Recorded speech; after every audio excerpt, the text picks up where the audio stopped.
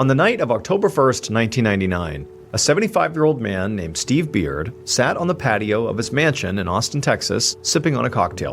And it was a great night. Warm evening, the leaves rustling in the trees all around his property, and behind his house there was this creek that was flowing along. And in the house, he could hear his wife Celeste washing the dishes.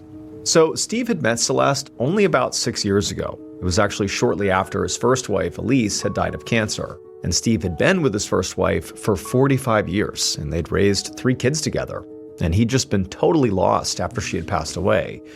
And really, after she had died, he had spent a lot of nights just sitting alone at the Austin Country Club, where actually Celeste had been working as a waitress. Celeste was only 30 years old at the time, which meant she was almost 40 years younger than Steve. But there had been an immediate spark between them, and they got married just over a year later. Now, some of Steve's friends and family had immediately assumed that, given this age gap, that Celeste was simply after Steve for his money.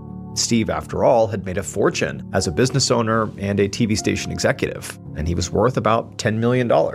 But Steve knew that money could not possibly be the only thing Celeste saw in him. I mean, he knew that he took great care of Celeste, and also he took great care of her twin teenage daughters. I mean, he really helped give Celeste and her girls the stability that they desperately needed. However, despite that stability, one thing that Celeste had always struggled with for much of her life was depression.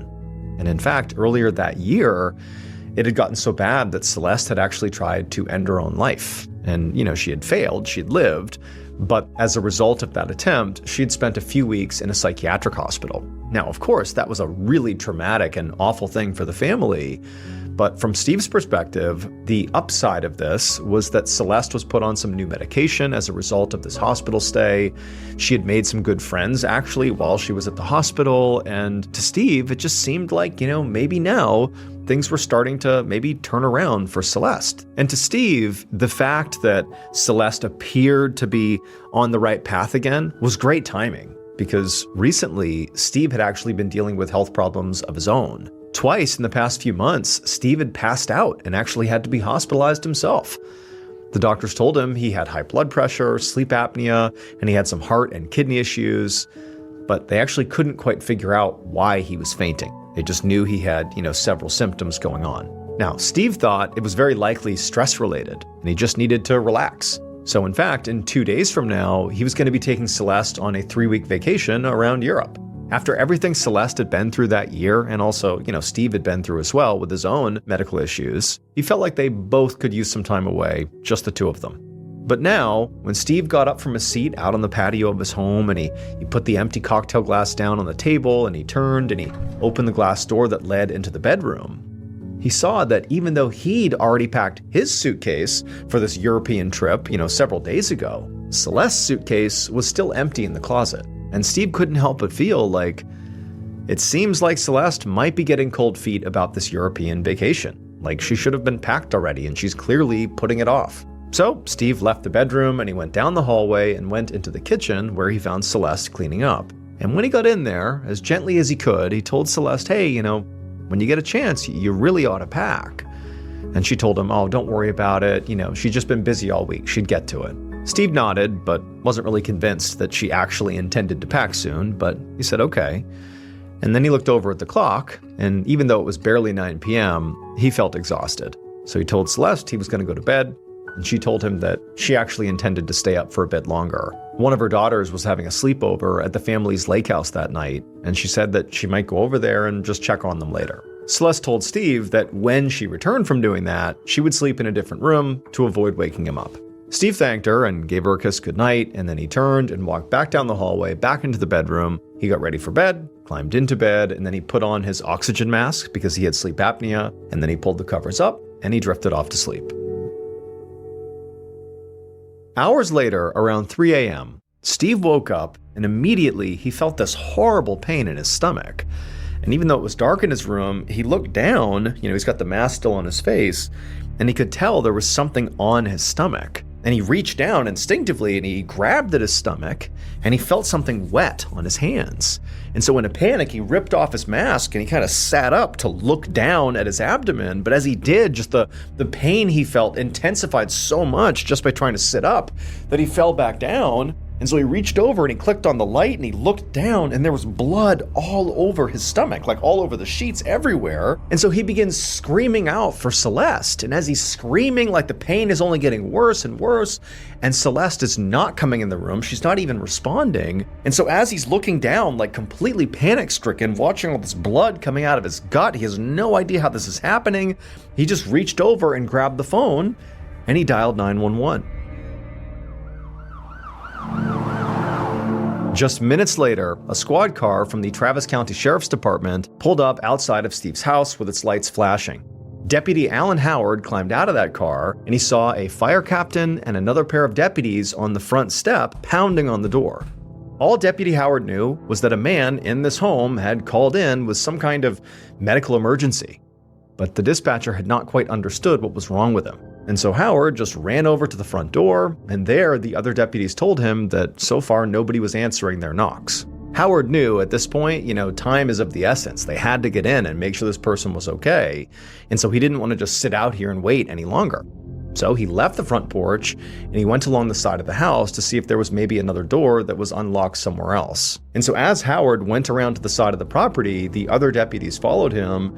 And then he eventually found this flight of stairs that went up to a patio attached to a bedroom. And so up Howard went, the deputies followed, they got up there and they looked into the house and they saw a light was on. And then through the glass door, they could all see there was an elderly man laying in bed with a telephone receiver in one hand, and his other hand appeared to be just covered in blood. Howard walked up to the door and tried to open it, but it was locked. So he pulled out his heavy-duty flashlight and he broke the glass, reached in, unlocked it, and slid the door open.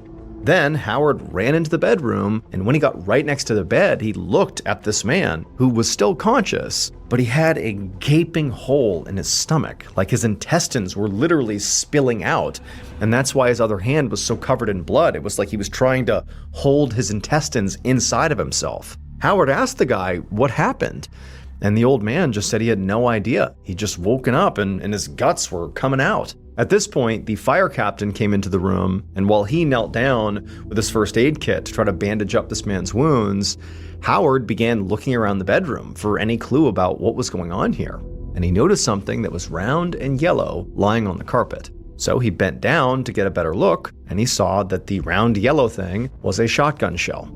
And so at this point, it seemed fairly obvious that this man has been shot in the stomach with a shotgun. But Howard's also realizing that whoever pulled the trigger might still be in the house. So at this point, Howard drew his own weapon and he crept slowly out into the hallway. And as Howard began searching the rest of the house, he didn't find anybody, but what he did find is there were lots of other entry points into the home, lots of doors and windows. And eventually, when he found his way into the living room, he saw there was another set of sliding glass doors, and he walked right up to it and he found they were unlocked. Howard also saw that a table lamp in this living room was overturned, suggesting that somebody might have knocked it over while coming in or out of the house. And so Howard continued searching the living room, and then he found his way into the dining room, and then the kitchen, and then he went down a hallway into another wing of the house, and there he opened another door to a bedroom, and he found there was a woman inside, sleeping in her bed, totally sound asleep. At this point, Howard lowered the weapon and he flipped on a light, and the woman immediately startled awake. And she was about to ask, what's going on here? But Howard just stopped her and he told her that he was with the sheriff's department and they were here responding to a 911 call. And he told her that the man in the other room was very badly injured and he had called 911. And so the woman, as she's processing what she's being told, she began sobbing hysterically and then just begged Howard not to let her husband die. And then a second later, in the midst of all this chaos, this teenage girl comes running in the room and goes right to the woman, and she grabs her the way a child would grab their mother, and they're sort of holding each other, and Deputy Howard, he's looking for potentially a shooter in the house. But just from the looks of it, it appeared very much like this is a woman who's very shocked, very shaken up by this. The girl, the teenager as well, appears equally shocked. But just to be sure, Howard asked this woman to identify herself, and through tears, she would say that her name was Celeste Beard, and that very likely the victim here, the person you're talking about, the man, is her husband, Stephen Beard. And then she also said that the teenage girl was her daughter. And so now, Howard, feeling pretty confident that these are just victims, he told them to just stay put, that he was going to search the rest of the house and just make sure that the house was safe. And so Howard, he leaves the room, he can still hear them crying behind him, and he searches the rest of the house. Huge house, but he searches every room. And there's nobody there. And so it appeared that whoever had shot Steve was gone.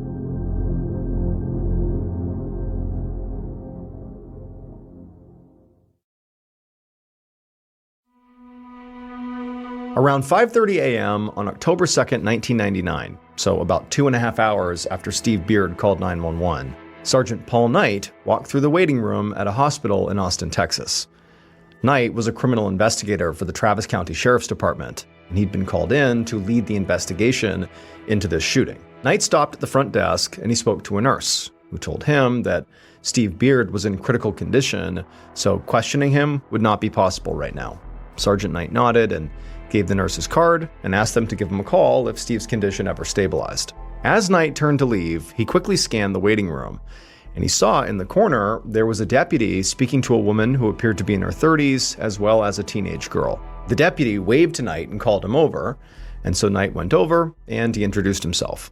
The woman told Knight that she was Steve's wife, Celeste, and the girl was her daughter, Christina. And Knight, he said hello to them, but he knew that he had to do something that was going to come off as pretty insensitive, but he really had to do it as soon as possible. So after just, exchanging some pleasantries, he sat down and pulled out a gunpowder residue test kit. And then he asked Celeste and Christina if he could swab their hands before they began really getting into any sort of conversation here.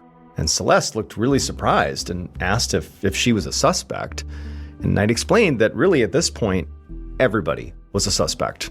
And so swabbing them for gunpowder would be the quickest way to rule them both out. So Celeste, who was still very clearly shaken up, she just put both her hands out, and Knight ran a test strip across both of them. And then after that, Christina put her hands out and he tested her hands as well. And then he waited for the test strips to develop.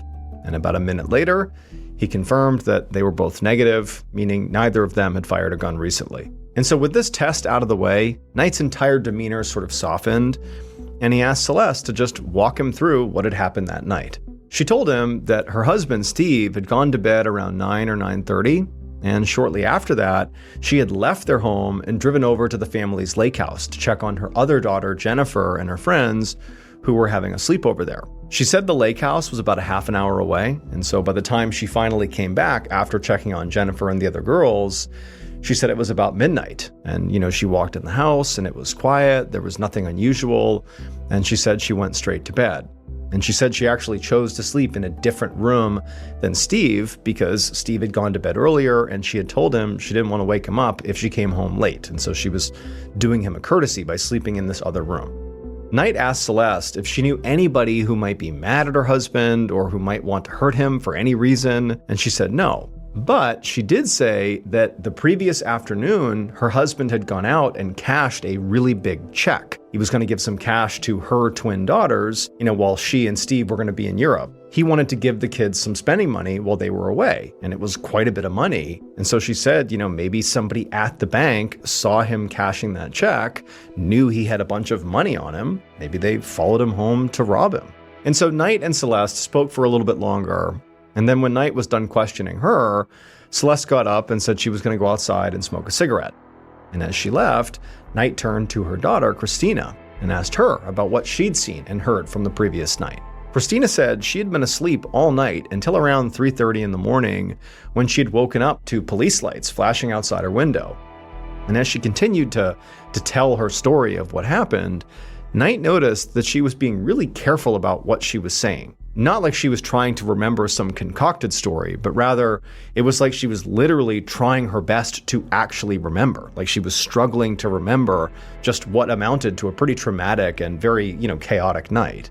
But before Knight could ask any more follow-up questions, another girl, another teenager, who looked exactly like Christina, ran into the waiting room, and immediately Christina got up to go over and hug her. And when the two girls pulled away from each other, Knight noticed that both of these girls were sobbing, and they really were just like identical. Christina introduced this new girl as her twin sister, Jennifer. And then just a few seconds after that, two teenage boys came through the hospital door, and they hurried over to join the group.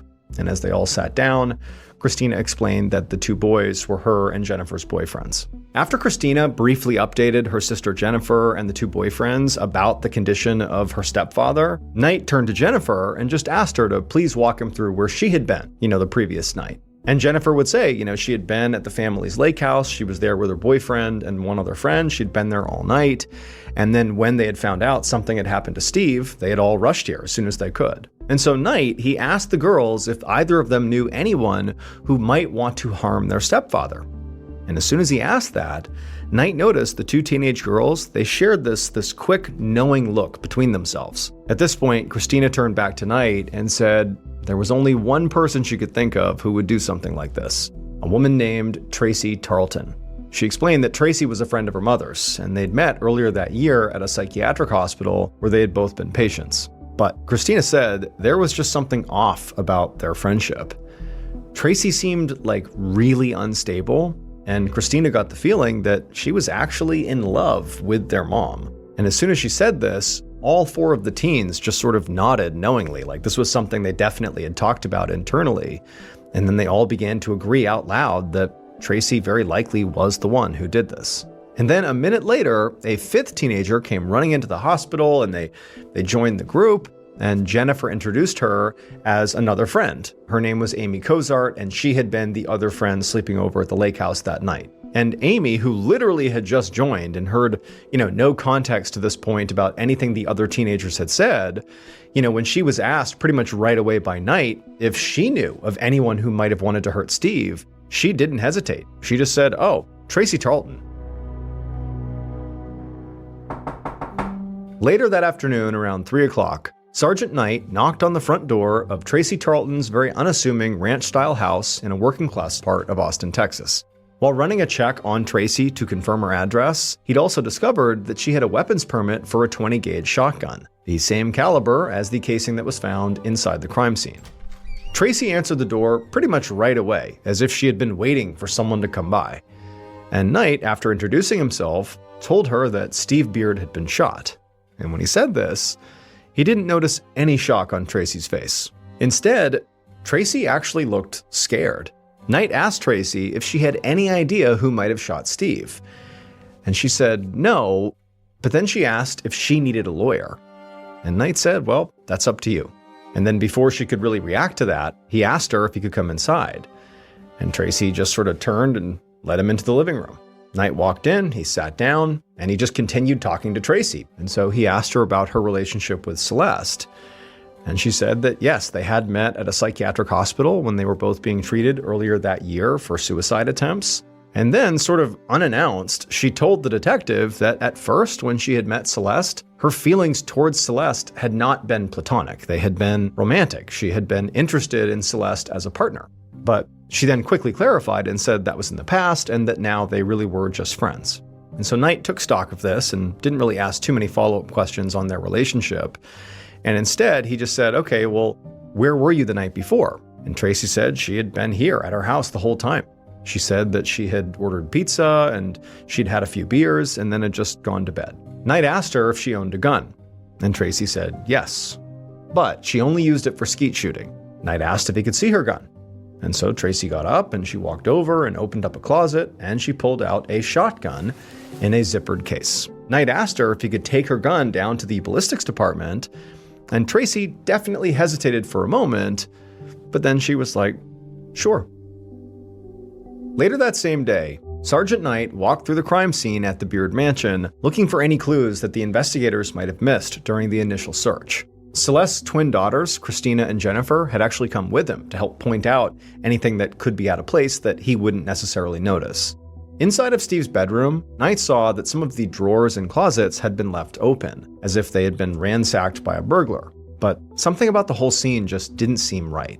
The drawers, they didn't appear to have been ripped open as if somebody was in a rush. They had been pulled out really carefully, and inside the drawer, things were basically pretty neat. And so tonight, this didn't really appear to be a burglary. He suspected that someone might have staged the crime scene to appear to be a burglary to throw off the investigation. However, just for good measure, he asked the twin girls to look through all of these open drawers and closets to see if you can identify anything that was missing.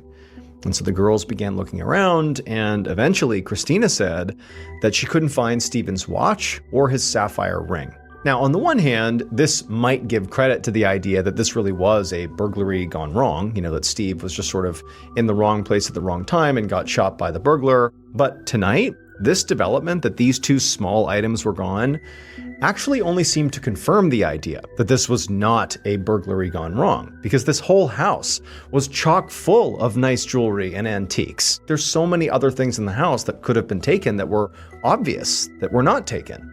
And so Knight, he left the bedroom, walked down the hallway, and went into the living room. And there he's looking around at all this obviously very expensive furniture and vases and paintings and all this stuff that's super valuable all over the place. He began to consider another possibility, that maybe somebody in the family had killed Steve for the inheritance. I mean, this guy clearly is loaded. Now, Knight didn't know what Steve's will said yet, but he knew that along with his 2 stepdaughters, he had 3 adult children from his first marriage, and all of them very likely stood to inherit millions of dollars when he died. And then there was Steve's wife, Celeste, who was less than half his age. It was hard not to wonder if she'd simply married him for his money. And so it wasn't really a far cry to wonder if maybe she had been involved in the shooting, because if he dies, maybe she'd get all of his money. And so as Knight was thinking about this and wandering back down the hallway, he noticed a trap door in the ceiling that led to an attic that he hadn't noticed before. So, curious, he reached up and pulled open the door, and then he climbed up the ladder that came down, and before long he was in the attic. And up in the attic, he saw there was a box lying on the floor just a few feet away, and, where everything else in the attic had been totally covered in dust and cobwebs, this box was not. It was perfectly clean, as if it had only been put up here pretty recently. So he grabbed the box and he opened the lid up, and inside was a 20-gauge shotgun.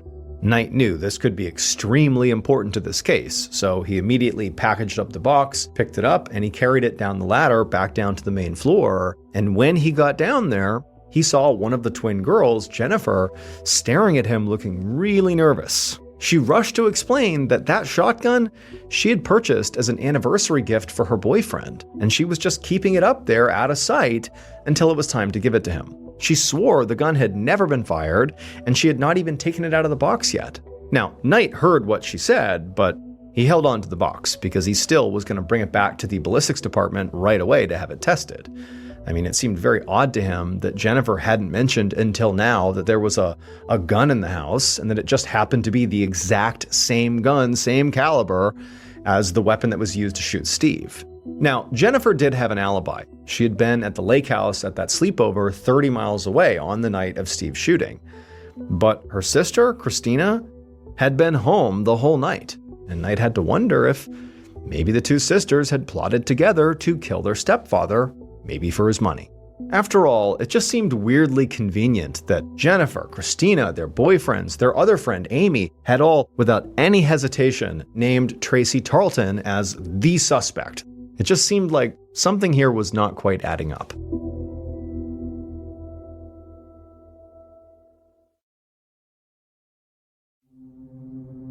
That evening, Detective Knight went back to the hospital, and the nurse at the front desk told him that Steve was out of surgery and was stable enough to finally have visitors. She gave him Steve's room number and then let him through.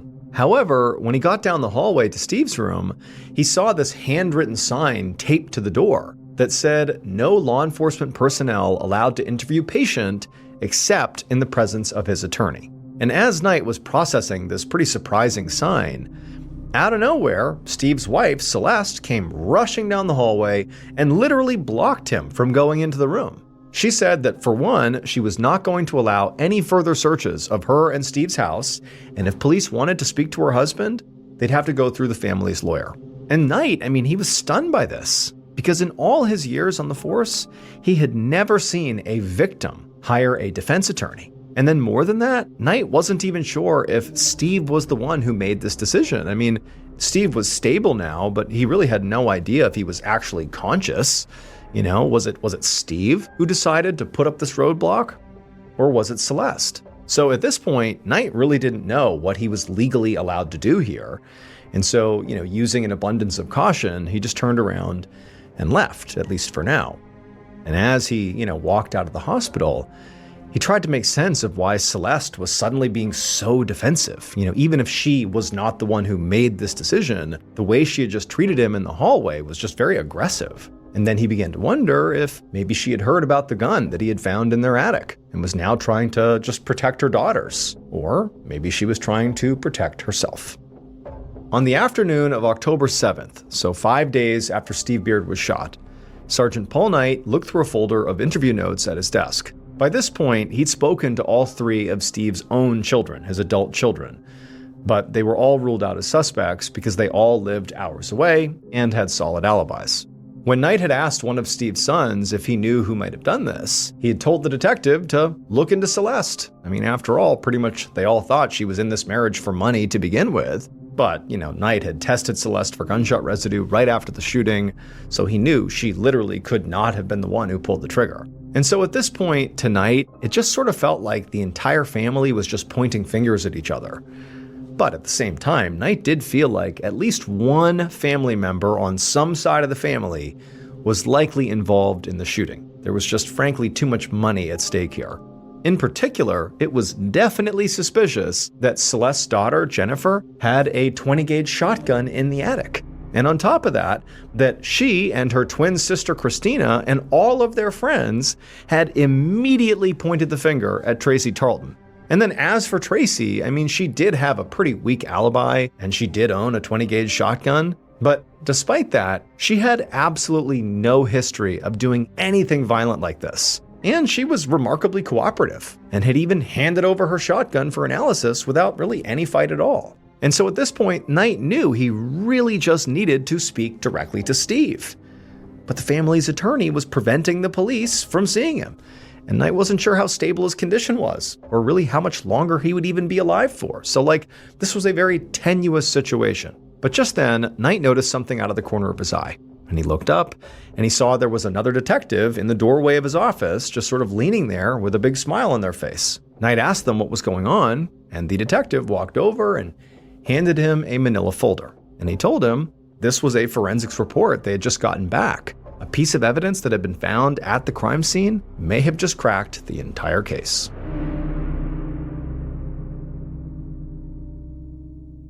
Based on forensic evidence, confessions, and witness interviews, this is what police believe happened to Steve Beard in the early morning hours of October 2nd, 1999.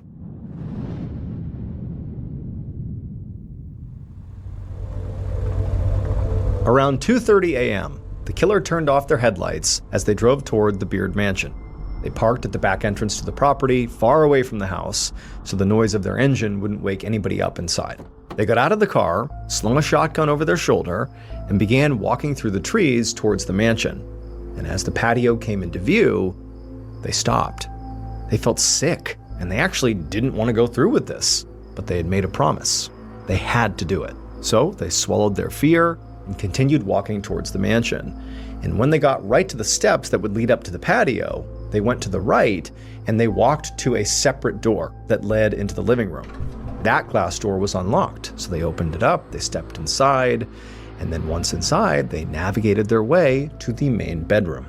And when they went inside the main bedroom, they found Steve asleep in his bed. The killer walked to the foot of the bed and just stared at Steve for a second.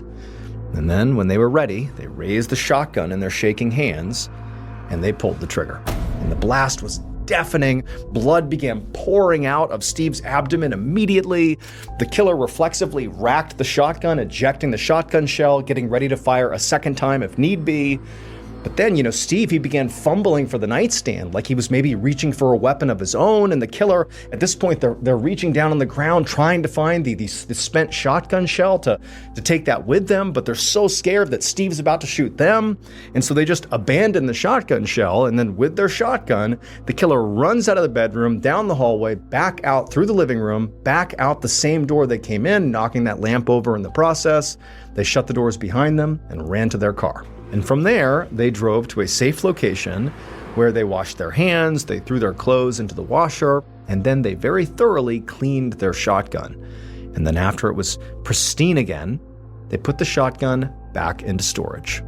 The killer was in fact Tracy Tarleton, Celeste's friend from the hospital, who all the kids had said she's the one who did this. Well, it was her. The shell that was found on Steve's floor came back from ballistics as an exact match for Tracy's shotgun.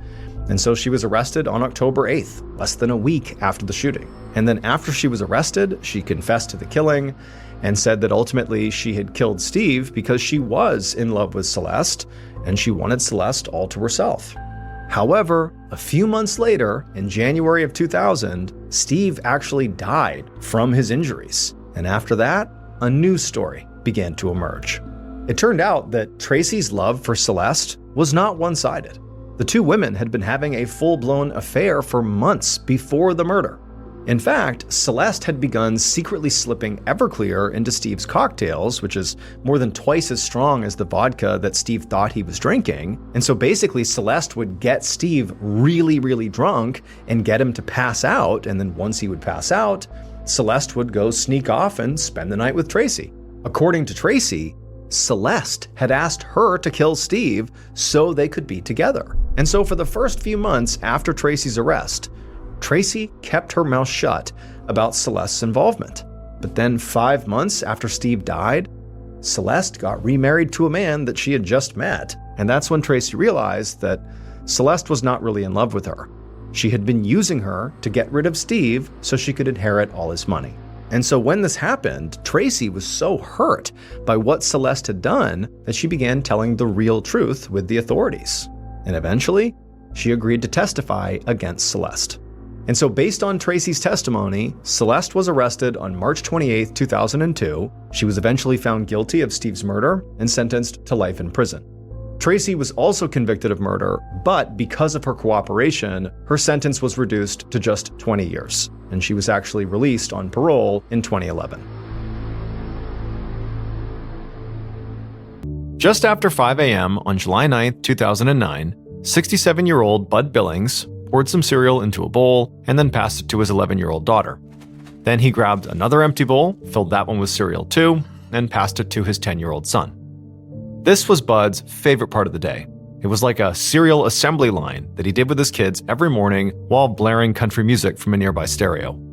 It was really the only way to get breakfast on the table, because Bud had a huge family. He and his 43-year-old wife, Melanie, had 9 children, all under the age of 11 years old, who lived in the house with them. And all of them had special needs. Now, it hadn't always been that way, though. Bud and Melanie had gotten married 16 years earlier, and at the time, they'd had Bud's adopted son, Justin, and Melanie's 2 girls, Ashley and Nikki. And at that time, it was actually just Nikki who had special needs, and she required a lot of extra care. She had autism, cerebral palsy, and epilepsy. And unfortunately, just last year, she had died from a stroke, which had been completely devastating for the whole family. But, looking after her and caring for Nikki had really made Bud and Melanie want to take care of other kids with special needs too. Which was why, about 10 years ago, they had actually intentionally begun adopting children like Nikki. And once they started doing that, they felt so fulfilled and so happy about it that it had been really hard to stop. Bud looked over to where the rest of his kids were gathered around the table eating cereal. And it seemed like a lot, and sometimes it felt like a lot, but Bud loved his big, chaotic family and was really proud he was able to give these kids a home. And he made a good living as an entrepreneur and business owner, to the point where he'd actually been able to build this entire huge house for his kids. It had 9 bedrooms, so everybody could spread out and have their own space. And outside, they had a big fenced-in area with a whole setup. A slide, a swing, big trampoline. Now, the home was technically on the highway, but the driveway was so long, they couldn't even hear the cars. Plus, the town of Beulah, Florida, where they lived, was really remote anyway, and there weren't a lot of people around to even be driving on the highway. All that's to say, this big old house on the highway felt more like their own personal little fortress, especially when you consider the fact that Bud had an extensive surveillance system. He had a bunch of cameras inside and around the property to keep an eye on all the kids and make sure everybody was accounted for. And so Bud filled up the last cereal bowl and went over to the table, where his wife, Melanie, was busy breaking up a fight between their 2 youngest. Bud watched her very calmly end the argument without ever raising her voice, which was sort of typical of Mel. She was the most patient person he had ever met. As Bud sat down at the table, the phone rang, and Melanie got up to get it. Bud could hear the happiness in his wife's voice as she answered, so he guessed it had to be Ashley. Melanie's oldest daughter, Ashley, was 26 now, but she still called home at least a few times a day. Which, Bud didn't mind, but it did sort of make him a bit jealous. He wished he was as close with his older son, Justin, as his wife was with Ashley. He'd adopted Justin when he was just a baby, and he was 20 now, and so he'd basically had him his whole life. But for some reason, Justin, ever since dropping out of college last winter, really didn't seem interested in spending any time with his dad. Bud guessed it was just because he was embarrassed, or maybe there were some growing pains that came with adulthood, but it was still tough to feel that distance with his son. Just then, Melanie suddenly handed Bud the phone and told him that Ashley had a question for him, and Bud could guess what this was about. He owned an auto business and financing center, and Ashley had taken it over a few years ago so that Bud could slow down and spend more time with the kids. But he still helped her with problems as they came up. So Bud took the phone and asked her what was up, and sure enough, it was an issue about the business. And so Bud listened carefully as she described some billing issue that he did have an easy fix for, and then after they were done, they hung up and they both went about their day. Later that day, around 4 p.m., Bud went upstairs to his home office. The summer heat had finally broken, so he had spent most of the day outside with his kids. But their 37-year-old neighbor, April Spencer, was now downstairs helping Melanie out with all the kids, which meant Bud could finally break away and go get some work done. Even though Bud was basically retired, he'd been an entrepreneur all his life, and it felt sort of unnatural to completely stop working. So he'd sort of started a side hustle, financing used car lots. He also invested in other businesses, but he was picky about who he got involved with. Recently, he was approached about investing in a local karate company, but he had to back out because he wasn't really sure it could be profitable. Plus, the owner, Patrick Gonzalez, was friends with a man whose name was Cab Tice, and Bud hated Cab Tice. Now, Bud was a nice guy with a very clear soft spot for kids, but when it came to business, he never let people get the best of him. And Cab Tice had tried. Bud and Cab used to be partners, but then Cab had stolen a bunch of money from Bud. And the way Bud had handled it was to basically confront Cab almost every day, calling him all the time and demanding he pay him back. And so, on this particular afternoon, Bud decided he would call Cab again and demand his money again. So he dialed Cab's number, and he let it ring until it went to voicemail, which was not a surprise because Cab really never answered. Bud decided not to leave a message. Instead, he just hung up and made a few more calls to some associates at his car lots. It was around 5 p.m. when Bud went back downstairs to find his wife Melanie and his neighbor April in the kitchen, making some mac and cheese for the kids' dinner. April actually lived on their property in a trailer and was basically part of their family. Melanie and Bud had known her for 10 years at this point. She was also a registered nurse, so she was a huge help with their kids, who all basically had health issues. When Bud got down there, he thanked April and told her she could head back home now. He was ready to step back in. So they all said their goodbyes, and then the next 2 hours were just a blur of bath time and bedtime. Then it was lights out for the kids right at 7 p.m. Once the kids were in bed, Melanie went to clean up the kitchen, while Bud settled down in the living room and turned on the TV. And as he sank into the couch, he let himself feel the exhaustion of the day. He loved his life, and he was ready to do this all over again tomorrow. But still, he was tired. As Bud sat there on the couch, he began to doze off. However, his eyes shot right back open again when he heard a loud bang come from the front door. Instinctively, he leapt up, having no idea what was happening, but all he could hear were these loud, pounding footsteps charging through the house, headed straight towards him. 20 minutes later, around 7:30 p.m., Bud and Melanie's neighbor, April Spencer, made dinner in her trailer and got ready to relax for the night. And she'd just taken a plate out of her microwave when she heard a child's voice outside yelling. April was more confused than alarmed. I mean, it was typical to hear the kids next door, but usually, at this point, they were all in bed, asleep. And then before she could investigate, someone started banging on her trailer door and screaming for help. April rushed over and swung it open to see the Billings' 11-year-old daughter standing on her trailer steps, sobbing. She then mumbled through panicked tears that something bad had happened in her house. Seconds later, April sprinted towards the Billings home, which was only a short distance from her trailer. And when she got there, the front door was already open. She hurried inside to find the house very still and quiet, except for the sound of someone sobbing upstairs. She could tell it was one of the kids, and immediately she called up to them that everything was okay, she was here.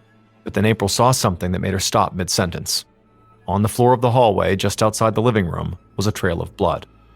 April gasped and started to panic when she realized the trail led to Bud and Melanie's first-floor bedroom, but she forced herself to slowly follow the blood and push open that bedroom door. And when she saw what was inside, she had to bite her lip to keep from screaming. She staggered backwards away from the room, then ran to call 911.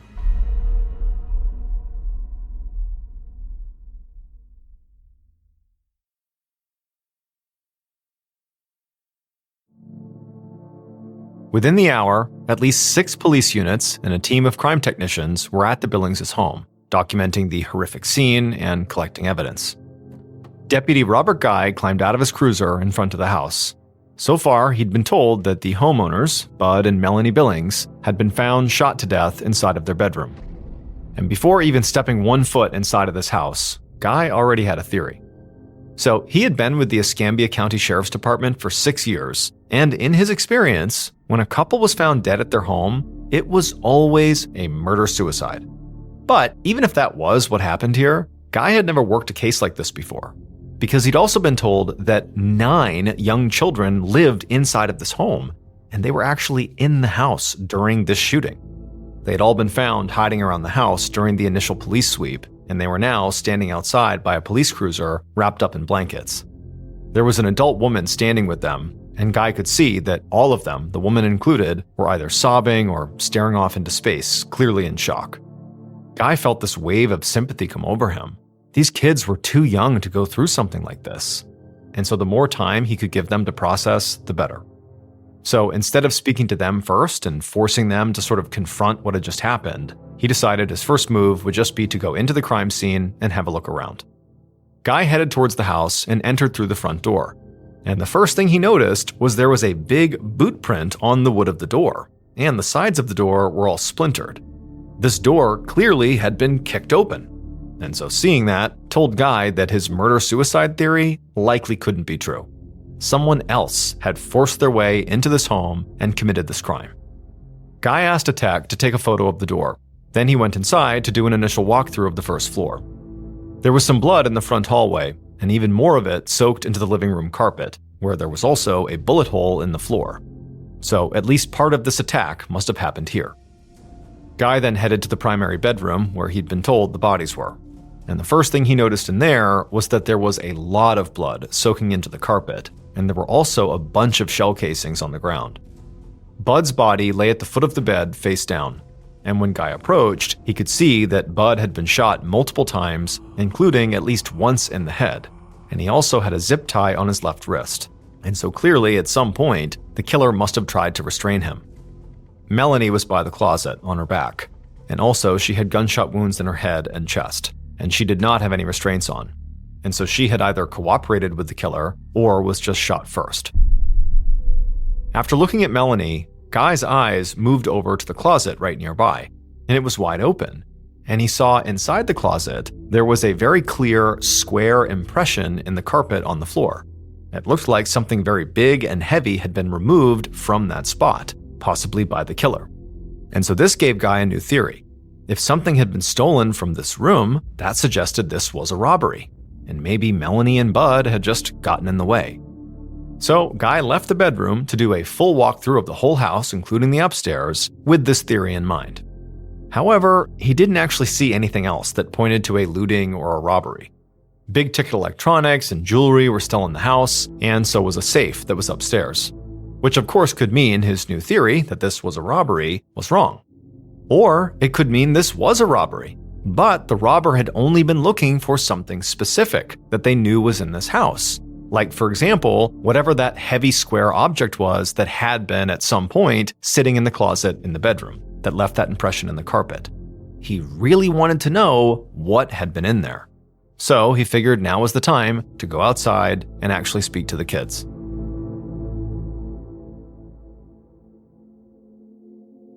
Moments later, Guy was standing with the Billings kids and the woman who was standing with them.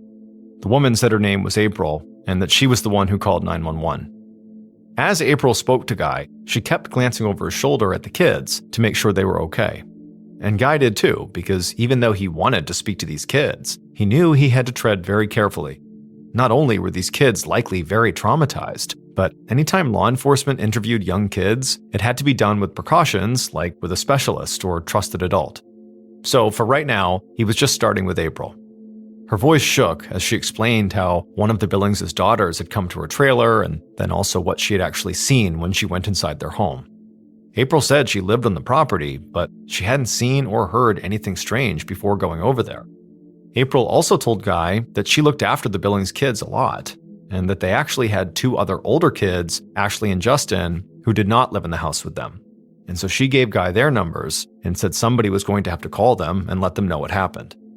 Guy immediately headed over to some officers and asked one of them to get in touch with Ashley and Justin, not only just to notify them, because that was obviously necessary, but also because these 2 likely could have critical information about this case. And in a domestic murder like this one, loved ones were always the first people Guy looked at as potential suspects. Just then, Guy turned and saw a flash of headlights coming down the driveway, and soon a car pulled up and a young couple jumped out. The woman was frantic and headed right for the kids. When some officers tried to stop her, she shouted that her name was Ashley and those were her siblings. Guy rushed over, and she said again to him who she was, and also that the man she was with was her husband, whose name was Blue. Then she breathlessly explained why she was there. She called the home earlier, and the kids answered, screaming that Mom and Dad were shot. She had been the one who told them to go to April's. She had also called her brother, Justin, who was on his way too. But she said she still didn't know. Were her parents okay? Had they really been shot? As gently as he could, Guy told her what happened, and he watched as Ashley collapsed in Blue's arms. A few minutes later, after Ashley had hugged the kids and calmed down enough to speak, Guy pulled her aside to ask her a few questions.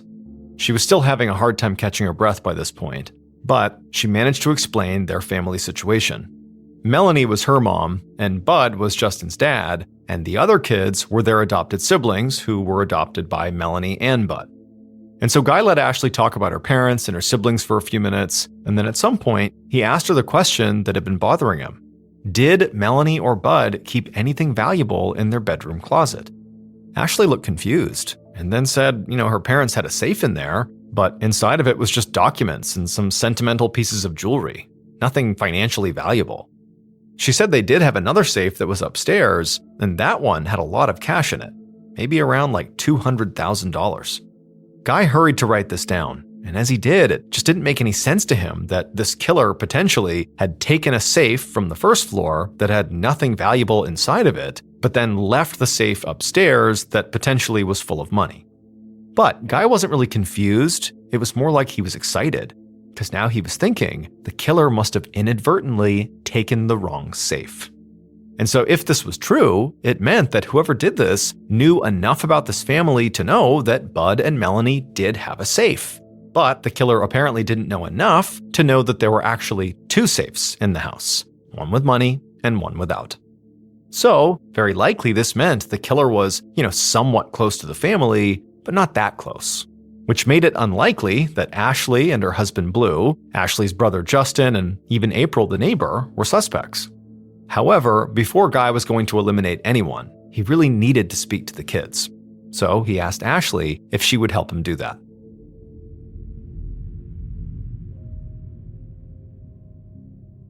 About a half an hour later, Guy watched as Ashley and Blue coordinated with April to bring the kids away from the scene over to Ashley and Blue's place. By this point, neighbors had gathered outside, and everybody was just standing there watching the scene in total shock. It had proven to be very difficult speaking to the kids, because they were kids, and they were terrified, and many of them had disabilities, which also made it difficult for them to speak. However, during his conversation with the kids, Guy had been able to learn one huge thing.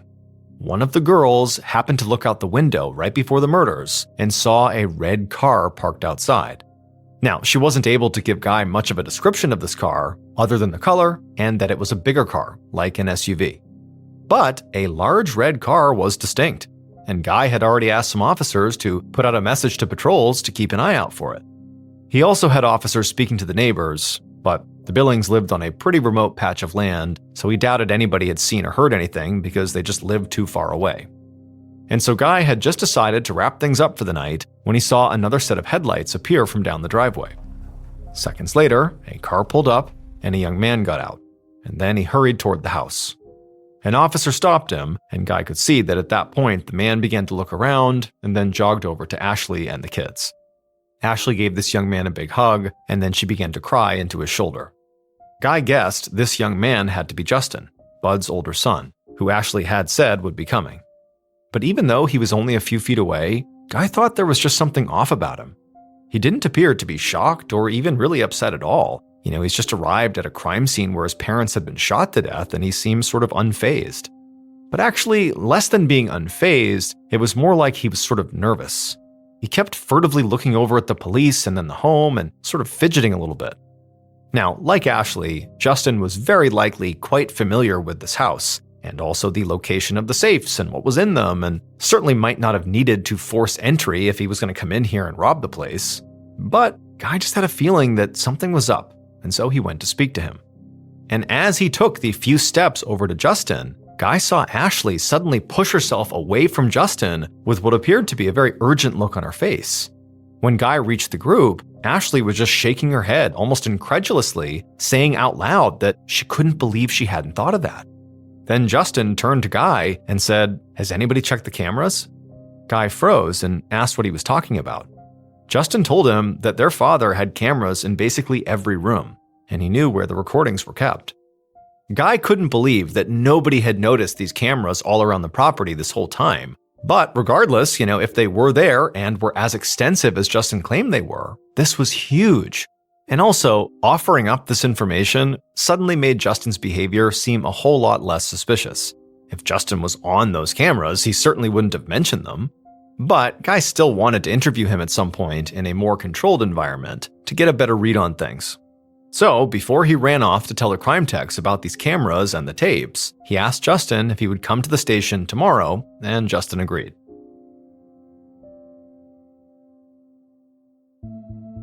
Around 8 p.m. the following day, Guy was sitting in his office staring at his desk phone.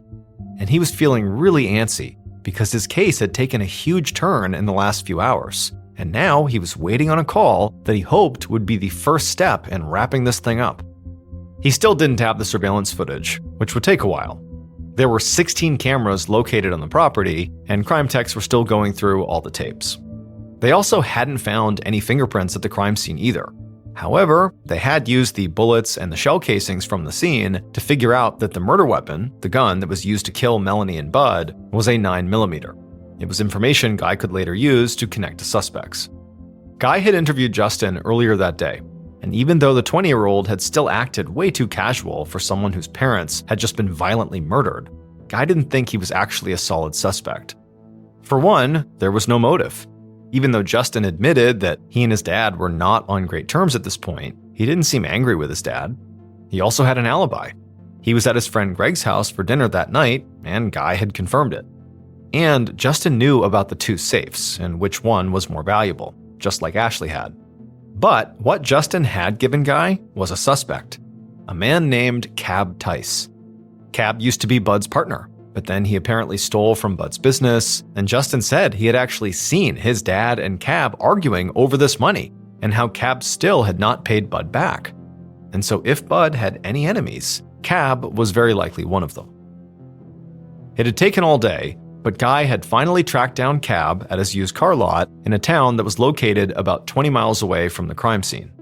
And since this lot was actually in a different county, Guy had to ask some deputies from that precinct to go over there and see if Cab was actually there. And so now Guy was just waiting for their call. And a few minutes later, he finally got it. One of the deputies rang him up and said they were at Cab's, and Guy would never believe what they found him doing in the back of the parking lot. He was cleaning out a red SUV.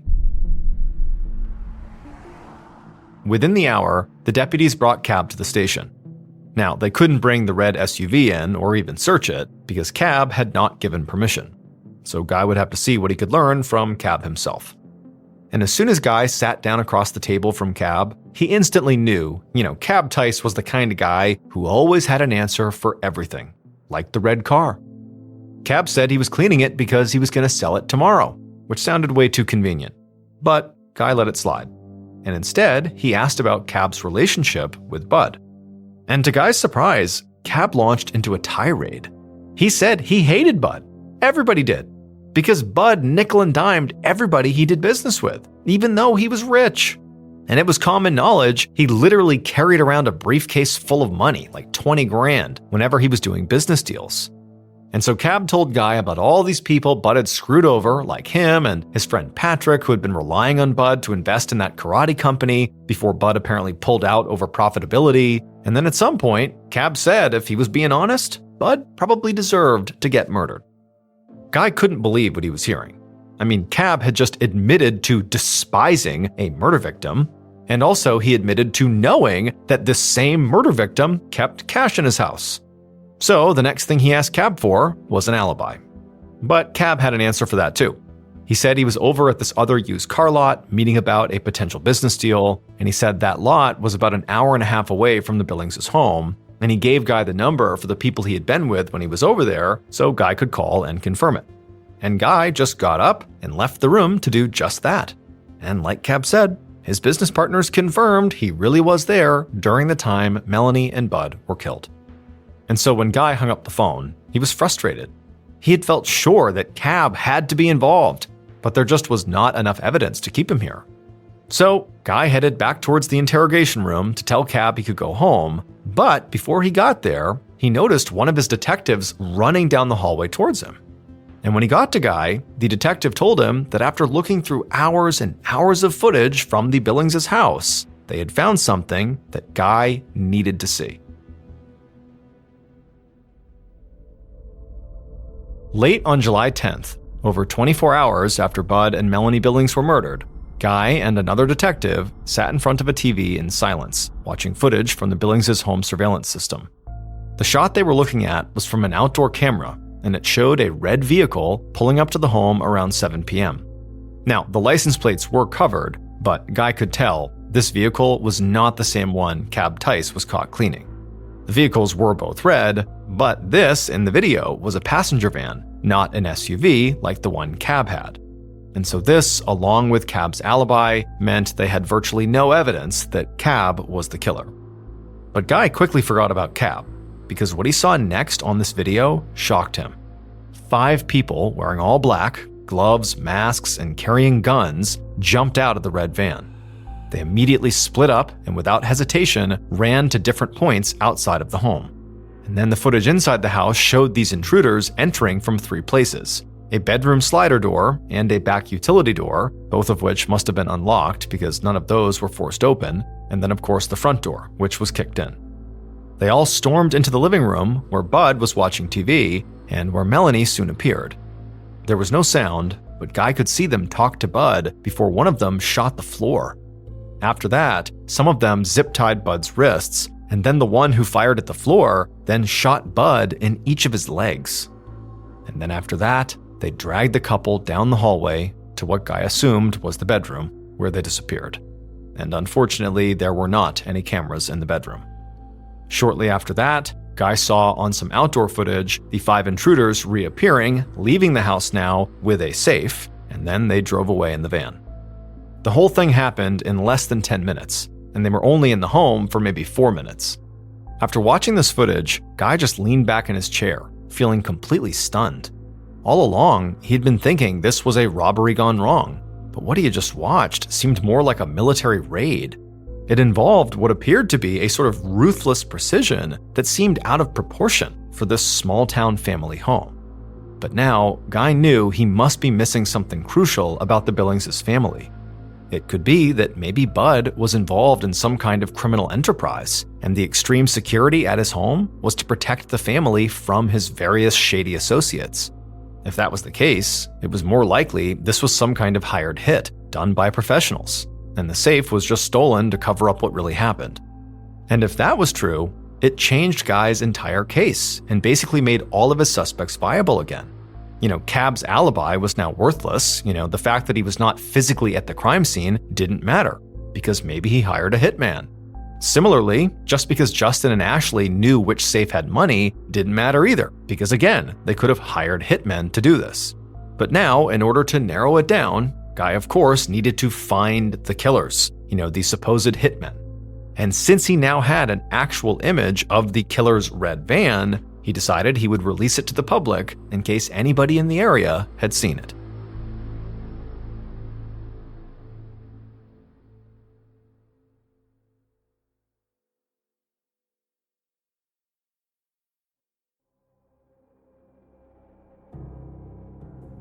The next morning, Guy was at his desk drinking some coffee. He just released the image of the red van to the public, and now he was just waiting for local tips to come in. In the meantime, he'd also been looking into other areas of Bud and Melanie's life to see if there was anything that explained the apparent trained team of assassins that stormed their home. And he found out that Bud used to work in the strip club scene, and he was known as a local investor for businesses in the area. But Guy didn't see how any of that connected to the murders yet. And all of his initial suspects, who he'd just put back on the table, were off of it again. He'd learned that Cab Tice was basically homeless and living at the used car lots that he worked at, which certainly gave him a motive for robbing and killing Bud, but no means. Because if Cab was broke, it was unlikely he could have afforded one hitman, let alone 5 well-trained hitmen. And then as for Ashley and Justin, even if, that safe had been stolen as a decoy, to show that it couldn't have been them because, they knew where the money was, well, there was still no clear motivation for either of them wanting their parents dead. Guy knew that Ashley had taken over operations for Bud's business, and so, perhaps she wanted the whole business to herself. But with her parents' death, it meant that she, sort of by default, would become in charge of her 9 siblings, which was going to be a lot of work and stress, and so Guy wasn't really sure that trade-off made any sense. As for Justin, he just didn't seem like he had enough anger to want Bud or Melanie dead. Plus, he was the one that literally pointed out to Guy that there were cameras all over the house. And so it was doubtful he would send hitmen to a home he knew was littered with surveillance cameras, only to tip the police off to go look at the camera footage. But just then, an officer poked his head into Guy's office and told him that a woman had just called the tip line, and she believed she had actually seen that red van in her neighbor's backyard. An hour later, Guy, along with another detective, stood in the backyard of a home in Pensacola, Florida, located about 15 miles away from the Billings' home. This house belonged to the neighbors of that woman who had called their tip line. Basically, they were at the house where presumably this red van was located. A couple lived at this house together, but right now, only a woman was home, and she gave the detectives permission to go look around the property. And sure enough, in the back, the detectives found a red passenger van parked behind a shed. The van was missing its license plate, and also there were all these patches of black spray paint all over it, like somebody had been trying to alter its appearance. At some point, the other detective wandered away from the van and began walking around, and then a minute later, he yelled to Guy to come over and look at something. And so Guy jogged over, and he saw there was this burned out fire pit right in the backyard, and when Guy looked inside of it, his jaw dropped. At the bottom, in the ashes, was a pile of partially burned black clothes, just like the kind of outfits that the killers were wearing in the footage. Guy turned to look at the home they were standing behind. At this point, Guy knew they had to get that van towed, and they had to bring the couple who owned this place in for questioning, because that couple either knew who killed the Billings or they had done it themselves. It would be a few hours before Guy finally spoke to the husband of the woman who had let them into the backyard, and when he did, that man told him everything.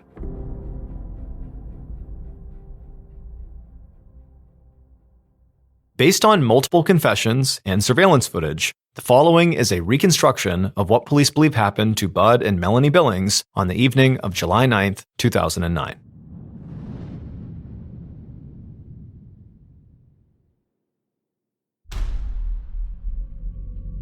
Around 7 p.m., the killers stormed into the Billings' home. As they did, they could hear their 4 other hired accomplices running through the house as well from where they had entered, and the killer knew they would all congregate in the living room as planned. They had all practiced for this moment for a month, so everybody knew exactly what to do and what their role was. They were ready, and their execution would be flawless. So the killer ran into the living room, and by the time they got there, their other accomplices had arrived there too. And so the team of 5 swarmed Bud, who had been watching TV, and they also grabbed Melanie as she ran into the room screaming. The killer then struck Bud and demanded to know where he kept his money. But Bud said he didn't have any, which the killer knew was a lie. Because it was practically common knowledge that Bud kept a lot of money in his home. That was why Bud had so much security and lived in the middle of nowhere to protect his money. And so the killer was not going to let Bud lie his way out of this. And so they pulled out their gun and fired a warning shot right into the floor. That way Bud and Melanie knew they were serious. Bud flinched, but when the killer asked the same question about the money, Bud still said he didn't have any. And that's when the killer became enraged. They coldly ordered their accomplices to tie Bud up. And then once he was, the killer walked over and shot Bud in the leg. And even though Bud began screaming and so did Melanie, the killer, calm as can be, just asked their question again. Where is the money? But amazingly, again, Bud gave the same reply. And so the killer aimed his gun at Bud's other leg and shot that one too. At this point, Bud and Melanie are screaming at the top of their lungs, and the killer and their accomplices just grab Bud and Melanie and begin dragging them down the hallway towards the bedroom.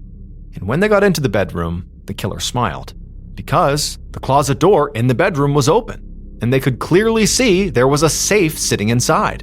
And so the killer told their accomplices to go get some duffel bags ready. They were about to get their cash. And so once the accomplices were gone to get their bags, the killer was alone with Bud and Melanie. And they turned to Bud, who by this point was writhing in pain but quiet, and they asked Bud to open the safe. But through gritted teeth, Bud claimed there was no money inside of it, which made the killer even more furious. How could Bud still keep lying?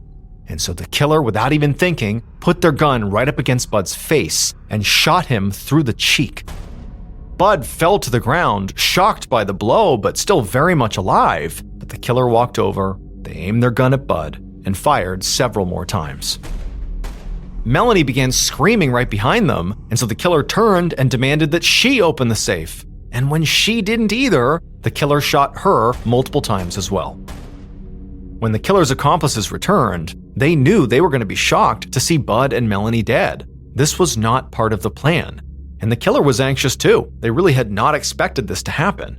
But the killer thought, you know what, it doesn't matter. We don't need Bud and Melanie. They could just take the safe and break it open later. So together, the accomplices and the killer hauled the heavy safe out of the home and into the waiting van. 10 minutes after they'd arrived, the killer and their accomplices drove back down the Billings' long driveway, eventually returning to their father's home, where they parked the van out back and burned all the clothes that they had worn during the attack. Finally, after all that, the killer went home. And as they were driving, they thought about the safe that they had stolen, and how relieved they were that finally they had some money for their business. It would turn out the person who organized the robbery and eventual murder of Bud and Melanie was one of Bud's former business associates, Patrick Gonzalez. Patrick owned a karate company, and at one point he had tried to get Bud to be an investor. And initially, Bud seemed interested. And for a moment, Patrick felt like all his financial problems were about to go away because here comes Bud with all his cash. But then Bud backed out, citing, lack of profitability. And after that, the karate business failed. And so suddenly, Patrick was desperate for cash and simultaneously feeling very burned by Bud. And like everyone who did business with Bud, they assumed that Bud was very rich. Patrick knew Bud had a huge house, and also he had this state-of-the-art security system, sort of reinforcing the idea that, behind the walls of this home, there was great wealth. In reality, the reason Bud had a big house and had the security system was just for his kids. He'd worked hard to build them this big, safe house. But to Patrick, he was convinced Bud had potentially millions of dollars stored in that home, and he was going to get it. So, before the murders, Patrick asked his father, Leonard Gonzalez, and a group of men he knew from working at a mechanic shop to help him rob the Billings. And under Patrick's guidance, using his self-defense knowledge, the group trained for a month to pull off what they thought would be a very smooth, efficient heist. Killing the Billings was never a part of the plan. It was just about taking the money that Patrick had convinced them all was going to be in this house. However, Patrick had become enraged once he had confronted Bud and felt like Bud was lying to him and further, insulting him, and so he had killed the couple. And so after Guy and his team found the van at Patrick's father's house, police brought the father, Leonard, in for questioning, and very quickly, he turned his son in. Patrick Gonzalez was convicted on 2 counts of first-degree murder and was sentenced to death. As for his father, Leonard Gonzalez, he received 2 17-and-a-half-year sentences, and the other accomplices involved in the attack got between 22 years and life. While this is just speculation, it's believed that the reason Bud and Melanie did not give up the code to that safe is because they knew in doing that, the killer and the accomplices would see there really was no cash in there, and they wouldn't stop until they searched the whole house and found their cash. And they knew that their cash was actually located upstairs in the second safe where their children were. And so very likely, Bud and Melanie essentially died, ensuring that these intruders never went upstairs and so did not harm their kids. As for the 9 kids, they were raised by Ashley and her husband Blue, who eventually moved into the Billings' home.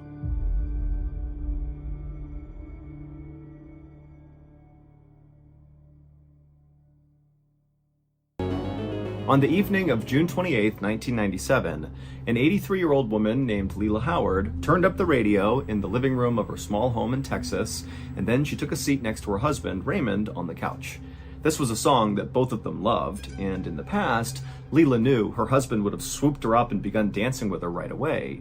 But Raymond was now 88 years old, he was also recovering from brain surgery, and they both were planning to go to bed in the next few minutes because they had a big day the next day. They were going to go to the Pioneer Day Music Festival, which is an annual fiddling festival located about 15 miles away from where Leila and Raymond lived, in the town of Salado, Texas. Leila and Raymond attended this festival basically every year, and so even though Raymond right now was a bit fragile from his surgery and his advanced age, the couple had not even considered missing it. Leila's son Hal had tried to persuade Leila to let him, Hal, drive the couple to the music festival, but Leila said no because Leila and Raymond were both fiercely independent and wanted to be in control of their lives, which included driving to and from this festival. Also, Leila had talked about maybe going someplace else after the festival ended with Raymond, kind of spontaneously just driving out and doing something, and so she really wanted to have her own car in case she did want to do that. And so after a few minutes, Leila and Raymond's favorite song came to an end, and the DJ hopped back on the radio and began talking about the weather and the traffic, and at that point, Raymond and Leila, they stood up from the couch, they took each other's hands, and they walked upstairs to go to bed. The next morning, so June 29th, Leila and Raymond walked out the front door of their house, and they walked down to their driveway where their Oldsmobile car was parked. Leila helped Raymond get into the passenger seat, and then Leila took her spot in the driver's seat. And then a few moments later, after they were all buckled in and situated, Leila fired up the car, backed out the driveway, and began driving. That evening, Leila's son, Hal, decided to swing by Leila and Raymond's house to check in on them and see how the festival went. And so at about 5 p.m., Hal got to their house, and right away when he pulled up, he noticed that Leila and Raymond's car, the Oldsmobile, was not in the driveway. And so Hal thought that was pretty odd because by now they should have been back from the festival. In years past, they would always get home by about 3 p.m. at the absolute latest because they didn't like staying out late, and so it just seemed odd that they were not back by now. But at the same time, Hal knew that Leila had been thinking about maybe going out and doing something spontaneous after the event was over, and so he thought, maybe his mom and Raymond were out driving around somewhere and they'd be back later. But just for good measure, Hal did park the car and he walked up to the front door of the house and he did knock, but when there was no answer, he thought, you know what, I'll just go home and come back in a few hours and check in on them at that point. And so, a few hours later, at 8 p.m., Hal drove back to Leila and Raymond's house, and when he got there, he saw their car was still not back yet. And so now Hal's starting to feel pretty worried, and so he parked the car, he walked up to the front door, he did knock, there was no answer, and so he pulled out his set of keys, he opened up the door, and he walked inside. Now, as soon as he was in the house, nothing looked out of place. It actually looked very organized and clean like it normally was. But as he walked around looking for some sign of where Leila and Raymond were, all he could find was on one of the beds, there were all these neat stacks of clothes that were laid out as if somebody was getting ready to pack but didn't finish packing. And so it just seemed like something's off here, something's not right. This doesn't seem like they just went out and did something spontaneous. Something must have happened at the festival. That's why they're not back yet. And so kind of in a panic, Hal ran outside and he called the police. And after reporting Leela and Raymond missing, he actually began calling news stations and telling them, can you please put out my mom and Raymond's picture because they're older and they're missing, I need your help. And in fact, that night, those TV stations did begin putting out all these reports about how Leela and Raymond were missing and for people to be on the lookout for them and their car. At the same time, the police immediately launched an investigation, and they quickly discovered that Leela and Raymond had never even made it to the music festival. They never got there. And then when the police drove the route that Leela would have taken to get to the music festival, they didn't find any car accidents or anything unusual on the route that would indicate that they got into some trouble or something. They checked their phone records, and Leela and Raymond had called nobody. There was no action on their credit cards, and so they hadn't bought anything. And the police would send out all these missing person reports to police officers all over the state of Texas, and nobody reported seeing anything or hearing anything. That is, until 3 days later on July 2nd. On that night, a police officer in a little town in Arkansas, located 500 miles away from where Leela and Raymond lived, this police officer was driving down the road when he spotted an Oldsmobile that was driving with its lights off. And so the officer pulled the car over and he ran the license plate, and it came back as belonging to Leela and Raymond. But you got to remember that this police officer was in Arkansas, and so he had not received any updates about this missing couple. All those TV broadcasts and all the missing person alerts that were getting sent out all over the place, those were really only happening in the state of Texas. And so this officer has no clue that Leela and Raymond are missing. But he runs the plate, he sees it belongs to Leela and Raymond, and he goes up to the driver's side window, and he looks inside, and he sees Leela and Raymond. Leela's driving, Raymond's in the passenger seat, and they look like a really happy older couple. And the officer would say to Leela, hey, you're driving with your lights off. And Leela would say, oh my goodness, I'm so sorry. We were driving in Texas, and we got lost, and I just didn't notice. I'm really sorry. The officer believed her and felt like these were good people who just made an honest mistake, and so he just flicked her lights on and said, I'm going to give you a warning, no big deal, no ticket, but be careful with your lights. You got to make sure those are on at night. And Leela said, thank you very much, of course, I'll be very careful with my lights. And then actually the officer gave Leela directions on how to get back to Texas from Arkansas, and then he got back in his cruiser, and then he watched as Leela and Raymond pulled onto the main road and then disappeared into the darkness. The police officer in Arkansas who pulled them over would eventually put it together who he had pulled over, and at that point, Arkansas would get in on the search for Leela and Raymond. But for the next 2 weeks, despite having both states aggressively searching for this couple, nobody could find them. That is until July 12th, so that's 10 days after Leela and Raymond got pulled over by that cop in Arkansas. On that day, these two young boys were walking by a small stream in a town called Hot Springs, Arkansas, when they began to smell a terrible smell. They would end up telling their parents, who would come back to the stream and they'd smell it too, and they would end up alerting the police, and the police would come out and they would search that entire area, and they would find Leela and Raymond's Oldsmobile at the base of a 25-foot cliff, and inside the vehicle were Leela and Raymond, and they were both deceased. It looked very much like Leela and Raymond had driven off this cliff and they had landed down below, and that's what killed them. But when investigators went up to the top of that cliff, there were no skid marks on the cliff itself, which meant Leela, who was driving, never hit the brakes as she went over the cliff. Nobody knows why Leela and Raymond abruptly left their town and drove hundreds of miles into Arkansas instead of going to their favorite music festival, although their family members have speculated that it could be because Leela and Raymond had declining cognitive function, and so they basically didn't know what was going on, and that's why it happened. But the reason this story is in this video is because this story about Leela and Raymond is what inspired a very, very famous song from the late 1990s. It's called The Way by Fastball, and for copyright reasons, we can't play it for you, but I'll sing you a line and see if you can remember this song. But where were they going without ever knowing the way? Anyone can see the road that they walk on is paved in gold. It's always summer, you'll never get cold. You'll never be hungry, you'll never be old and gray. Boom, there you go. If you know the song, now you know it's got a pretty intense backstory.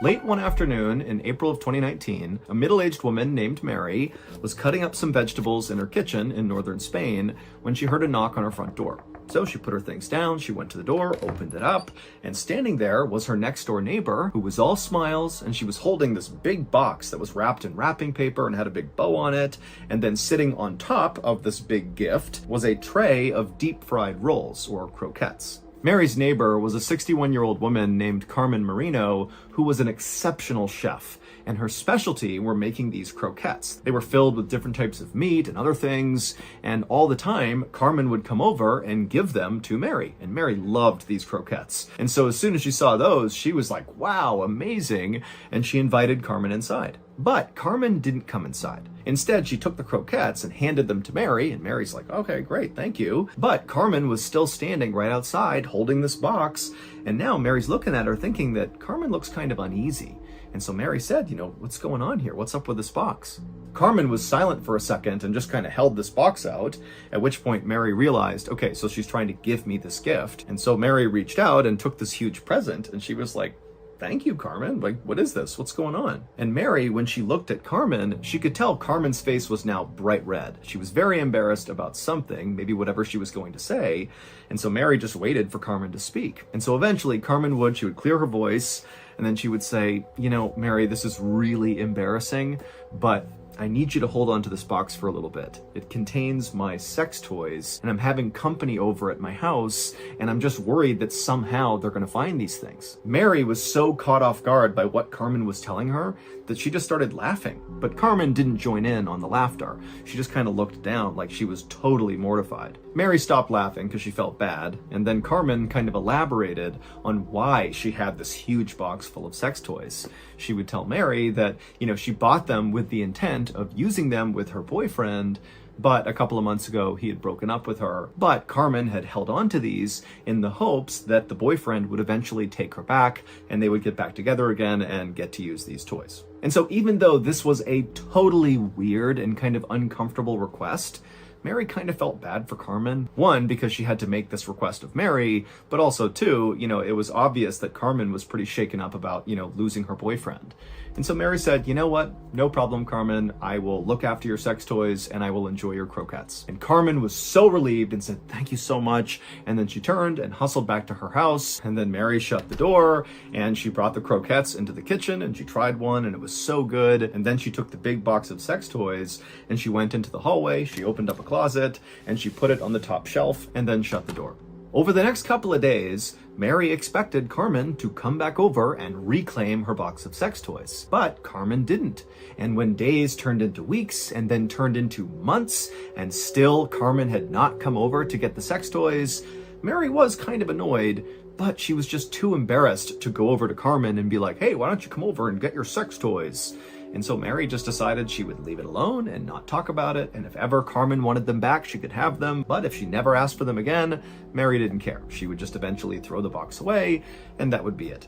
A few months later, on September 29th, 2019, so we're talking about 6 months or so from when the sex toys were first brought over to Mary's house, well, on this day, Mary was kind of doing chores in her house when she began to smell a really bad smell coming from the hallway closet where the box of sex toys were. And so Mary opened up the closet, and for sure, she could tell the bad smell was coming from this closet. And so she started by smelling the shoes that were towards the bottom of the closet to see if maybe she had stepped in something gross, but they were all clean. And then eventually she reached the sex toy box. She pulled it down from the top shelf, and it had never been opened. It's still wrapped, but she just smelled the box and she immediately recoiled because that had to be where the terrible smell was coming from. It was coming from this box. And so Mary was totally repulsed at the idea that these sex toys smell horrible, but she carried the box into the kitchen and set it down, and she thought, is this a horrible betrayal of my friend's trust if I open up this box and look at her sex toys? But Mary ultimately was like, you know what? Carmen has not come back for this thing. I'm opening this up because I need to know what's making this smell.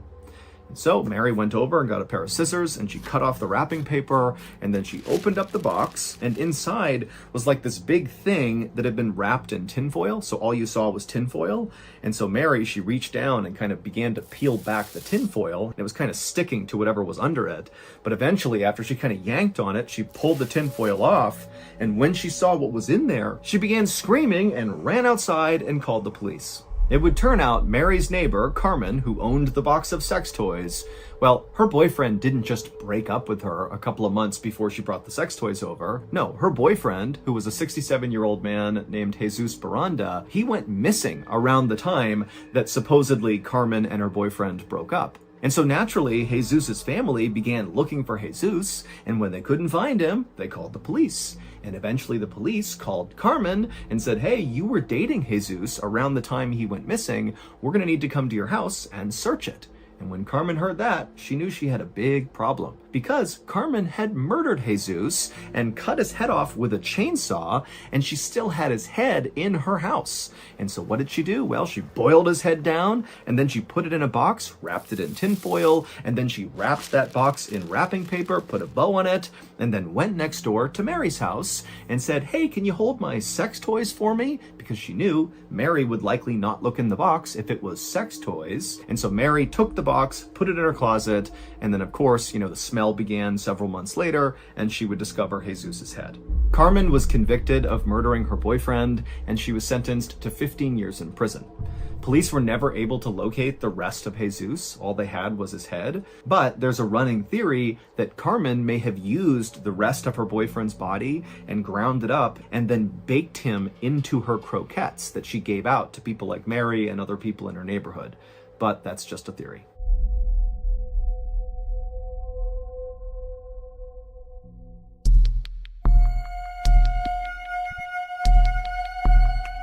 On the evening of June 24th, 1986, a 10-year-old boy named Juan Pedro Martinez Gomez bounced around in his seat and smashed his toy cars together in the cab of his father's big red tractor-trailer truck. Juan was so excited he could barely sit still. He always wanted to go for a ride in his dad's big truck. His dad was a long-haul trucker, but his dad always said no. But Juan had just gotten his best report card ever, and so as a reward for doing so well in school, Juan's father had surprised Juan and Juan's mom with this particular trip. Their plan was to drive from their hometown in southeastern Spain all the way across the country to the northern coast. And then once they got there, Juan's dad would offload the cargo that he had driven there. Juan and his mom and dad would stick around and kind of make a vacation out of it, going to the beaches and checking out the beautiful pastures where all the cows would graze. I mean, Juan was super excited. Juan's dad pulled the truck into this big lot with all these other trucks around, and then Juan's dad turned around and began backing the truck up so it could be paired up with the cargo he'd be hauling to the north coast. It was this huge 25,000-liter tanker that was covered in all these stickers and warning labels, and Juan's father didn't know what this tanker actually contained, but he could tell, whatever it was pretty dangerous and also very important. And so as Juan's dad is backing up skillfully to line up with this tanker, Juan is just sitting in the back seat, absolutely transfixed at how cool his dad is. I mean, this is like the most amazing thing Juan had ever seen. And so finally, Juan's dad successfully hitched the truck to the tanker. And so once they were all hooked up, Juan's father yelled out the window and said bye to the people he worked with. And then Juan's father put in Juan's favorite tape cassette into the stereo and turned the music up. And then he turned onto the road and began making his way toward the highway. Juan's dad would drive basically all night, and Juan and his mother would basically sleep all night. But they would wake up at about 5 a.m. when Juan's father pulled into the parking lot of a diner that was located just north of the city of Madrid, Spain. They were making great time, so Juan's father told his family they could take their time eating. When the family did finish their meals, they got up and began walking out towards the truck, and little Juan, he turned around and he waved to the waitresses, and they all waved back. And then the family climbed back into Juan's father's truck, and then before long, Juan was curled up in the back seat trying to fall asleep again as his father merged onto the highway and began heading towards the stretch of mountain road called the Somosierra Mountain Pass. About 40 minutes later, a man who was also driving in the Somosierra Mountain Pass was just driving along when suddenly a huge red tractor-trailer truck came barreling toward him from behind. shining their lights into his car. And so this man, he sees this truck approaching so quickly, and he tried to get out of the way, but there was nowhere to go. And the truck wasn't stopping. It was honking its horn, and the truck smashed into this guy, which sent his car careening off the road, but luckily it did not tumble all the way down the mountain. And so this guy's car comes to a stop on the side of the road, and the guy, he kind of comes to, and he feels himself. He's worried he's got a serious injury. He did find a little blood on his head, but overall he felt he was okay. And then he managed to get his door open, and he climbed out of his car, and he looked a little ways down the road, and there was the truck that had hit him. It was now on its side, and it was hissing steam, and it didn't look like anybody inside the truck was trying to get out. Now, even though this guy was pretty shaken up from the crash he had just gotten into, he felt like he was definitely in better shape than whoever was in this truck, and so he decided he would just go up there and try to help them. But after only taking a few steps, this white van came blazing around the corner and came to a screeching stop on the road right next to where this guy was. And then before the guy could do anything, the sliding door to the van flung open, and this woman with blonde hair jumped out, and she ran over to him, and she said, "I'm a nurse. Do you need any help?" And so this guy, he's looking at this woman, and he's kind of sizing her up, and she did not seem like a nurse. And in fact, for some reason, this guy felt like she just made him really uncomfortable. He couldn't quite put his finger on it. And then he looked past this woman at the van, and he saw the driver looked oddly similar to the woman, except it was a man who was driving, but he also had very bright blonde hair, and he had these striking blue eyes that really stood out even from a distance. And then in the passenger seat of this van was this elderly woman who was just staring daggers at this guy who's now talking to this nurse who's right next to him. And so the guy's looking at the old woman, and the old woman's looking right back, and she really looked mean, like she was not happy to be talking to him. And so the guy finally just said to this woman who was claiming to be a nurse that, "You know what, I don't need any help. Go help them. They need help because they haven't gotten out of the truck yet." The woman just nodded, and then she ran back to the van, hopped inside, and the van sped, the 100 feet down the road to where the crashed big red tractor trailer truck was. And again, the woman hopped out, and she rushed over to the truck, and she climbed on top of it, and she reached down, and she took something out of the truck. But from his perspective, 100 feet back, the guy who had also crashed, he couldn't tell what she had taken out of the cab. But after she took whatever she took, she climbed off the cab. She did not attempt to help anybody inside of the truck. She jumped back in the white van, and the white van sped off down the road, and they were gone. The guy barely had time to process what had just happened before he began to smell this unbelievably powerful rotten egg smell. When help arrived, emergency responders immediately realized they had an environmental disaster on their hands. The big red tractor trailer truck, which was Juan's father's truck, was hauling 25,000 liters of sulfuric acid. And that rotten egg smell they were smelling in the area meant the air was now becoming toxic as the sulfuric acid leaked out and began interacting with the ground and making its way into the nearby river. So before anybody could even go inside of this truck to see if there were survivors, they had to basically cover it and the surrounding areas with hundreds and hundreds of pounds of sand and lime to try to counteract the acid. It would take hours to do this, and in that time, nobody came out of the truck's cab. And then finally, when emergency crews were able to go up to the truck and look inside, they discovered that the vehicle's occupants were all dead. However, there were only two bodies. It was Juan's mother and father. Juan was nowhere to be found. Now, one of the theories was, well, when this crashed, maybe the sulfuric acid landed on Juan's body somehow and literally dissolved him, and so that's why he was not found.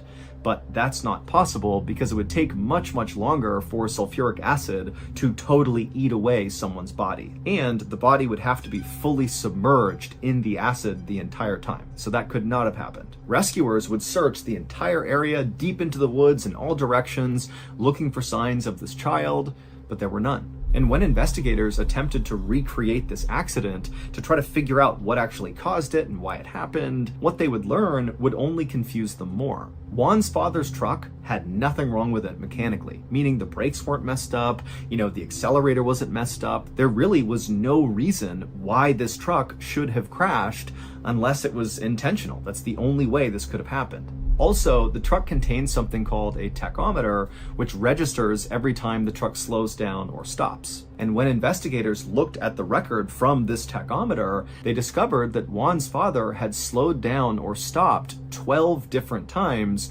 between leaving the diner and crashing. But the route from the diner to the crash site was a straight shot with no traffic lights or stop signs. Basically, there had been no reason from the diner to the crash site to ever slow down or stop. But again, Juan's father did 12 separate times.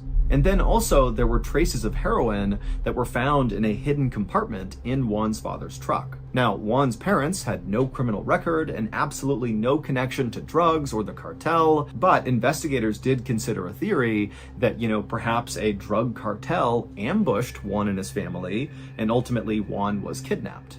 But there was one more really strange element to Juan's disappearance, and that was that white van that guy saw right after the crash. Multiple people in the area around the Somosierra Mountain Pass said they saw that exact white van because they all remembered the woman and the man who had that same really bright blonde hair. It just was something that was kind of unique and stood out.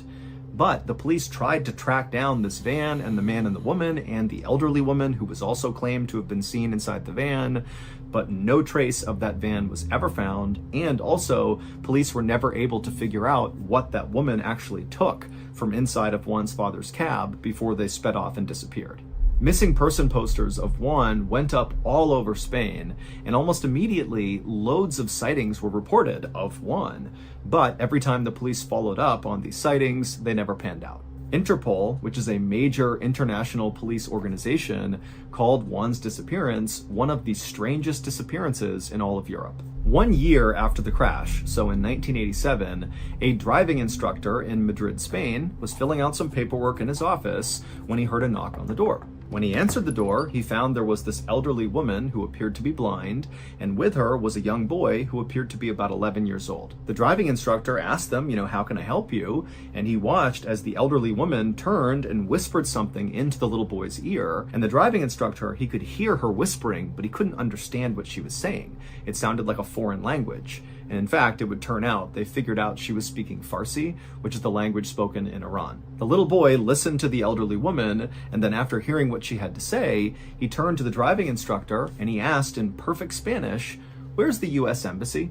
The instructor gave them directions, and then the little boy nodded, and then he and the elderly woman, they turned around, they grabbed each other's hands, and they began walking away.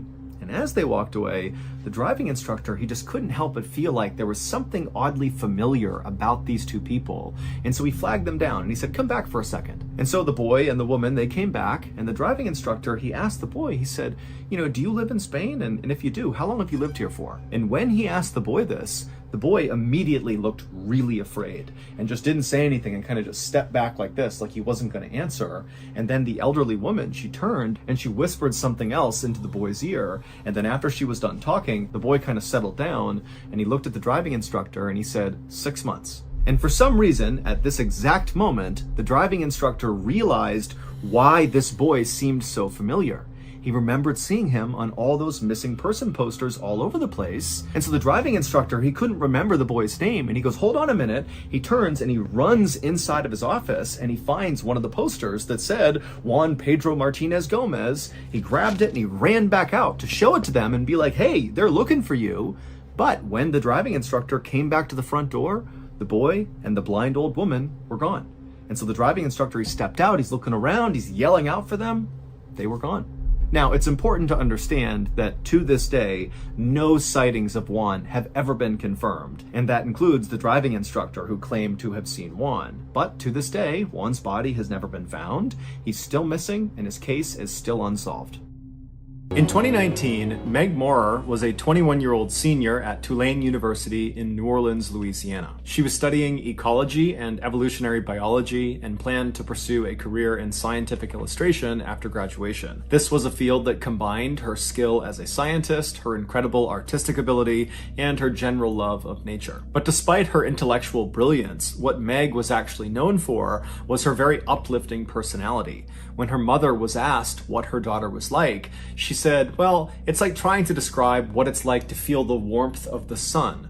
There are not words to accurately describe what that feels like, and that was Meg. She was radiant, she was joyous, she was adventuresome, she was kind, she was really just a wonderful person to be around. In March of that year, just 2 months before their graduation, Meg and 2 of her close friends decided to go on a trip for spring break. This would be their last spring break as students, and they wanted to enjoy it. Because they were all in excellent physical condition, they decided they would spend the week hiking in Georgia. When Meg told her family about her big plans, they could tell she was extremely excited, and they just told her, be safe and we'll see you when you get back. On the morning of their departure, which was March 5th, Meg packed her suitcase into the trunk of her small green sedan, and then she drove over to her 2 friends' apartment building, and they came out and they put their suitcases into the car, and then once the car was all packed and all 3 of them were inside, they hit the road. The drive from Tulane University to this area in Georgia where they'd be hiking took about 8 hours if you didn't stop. But none of them were in a particularly big rush, and so they figured they would just stop along the way, and if they got to Georgia super late at night, so be it. After being on the road for 2 hours without stopping, they all needed to use the bathroom, and so Meg decided to pull over at the first rest stop she saw. And the first one she saw was in this residential town in Mississippi called Gaucher. So she pulls off the highway into this very nondescript rest stop, and all 3 of them get out. They go into the main building and they use the restroom. Meg was the first one to be done, so she came outside and she waited right near the bathroom door, and then her 2 friends, they finished up as well. They came out, and then the trio began walking back towards the parking lot where Meg's car was. At the same time, a man driving an 18-wheeler tractor-trailer truck was bombing down the highway right outside of this rest stop, and right before he was going to pass the area where this rest stop was, he heard something fall off the back of his truck. He instinctively checked both of his mirrors to see if maybe he could see what had fallen off, but he didn't see anything in the road, and so he just pulled over onto the shoulder and got out to see what was going on. When he walked towards the back of his truck, he expected to see, maybe one of the back doors had popped open or something like that. But even before he made it to the back of his truck and could even look at those back doors, he already knew what had fallen off the truck. 2 of his back tires were just gone. This truck had what's called dual rear wheels, which meant on the axle, there was not just 1 wheel on each side. Instead, there were 2 wheels on each side. So 4 wheels across 1 axle.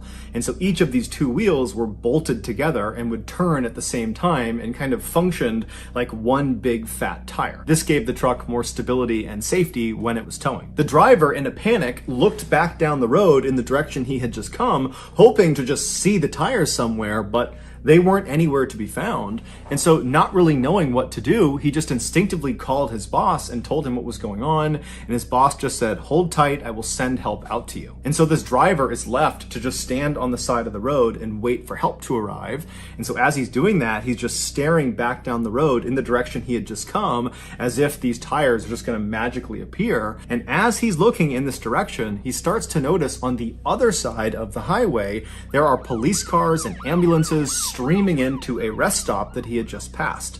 And it was the rest stop where Meg and her 2 friends had been. It would turn out when these 2 tires became dislodged from this truck, they went careening across the highway to the other side, across oncoming traffic, all the way up into this rest stop, and they crashed directly into Meg right as she was climbing back into her car. These 2 tires combined weighed almost 1,000 pounds, and so the impact killed Meg. She was pronounced dead on the scene. After an investigation, it was not conclusively determined what actually caused these tires to fall off. The likely cause was they were missing a small part known as a locking washer that costs $3 and is very easy to acquire. But regardless, at this point, the incident is considered a freak accident.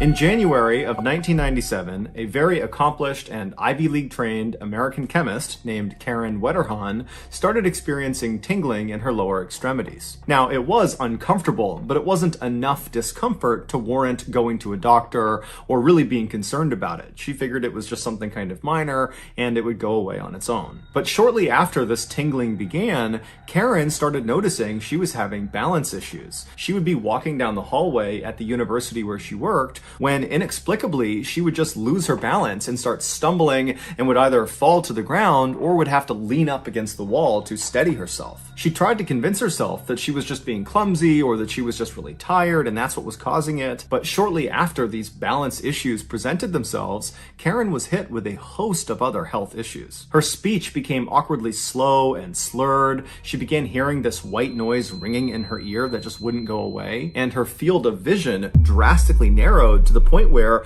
it was like she was looking through 2 toilet paper rolls. Karen's husband brought her to the hospital where she underwent this very lengthy and involved examination, which involved spinal taps and brain scans to try to figure out what was going on, because at first, none of the doctors had any idea. After the testing was complete and Karen was sleeping in a hospital bed and her husband was sitting by her side, a doctor walked into the room with a clipboard and he had this odd look on his face, like the news he was about to deliver he didn't really even understand.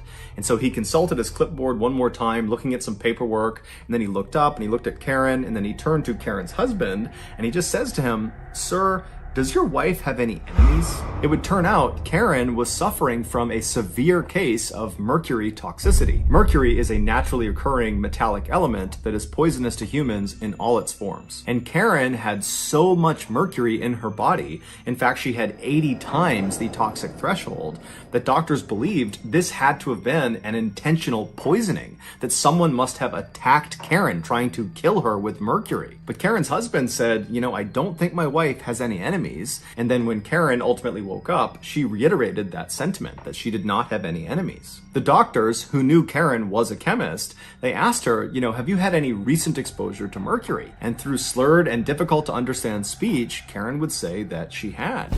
In fact, over the last 6 months leading up to this hospital visit, Karen had had lots of exposure to mercury because she was actually in charge of this huge $7 million research project that was looking to investigate the effects certain metals had on human health. And one of the metals she was studying was mercury. But Karen assured the doctor that anytime she handled any of these metals, she was always very, very cautious, especially when she handled mercury, because she understood how hazardous it was. She said she always wore the proper protective equipment to make sure none of the substances made contact with her skin, and she worked under this big chemical hood, which is like a big vacuum, to ensure she didn't accidentally inhale any of the toxic fumes that came off of these metals. The doctor was totally stumped and went silent for a second, and then Karen at some point broke the silence by saying, well, there was one time I did have a spill with mercury, but it was totally meaningless, and I haven't thought about it until just now, only because we're trying to figure out what happened. She would go on to tell the doctor about an incident that occurred 5 months earlier. She had been working at her lab at the university where she was employed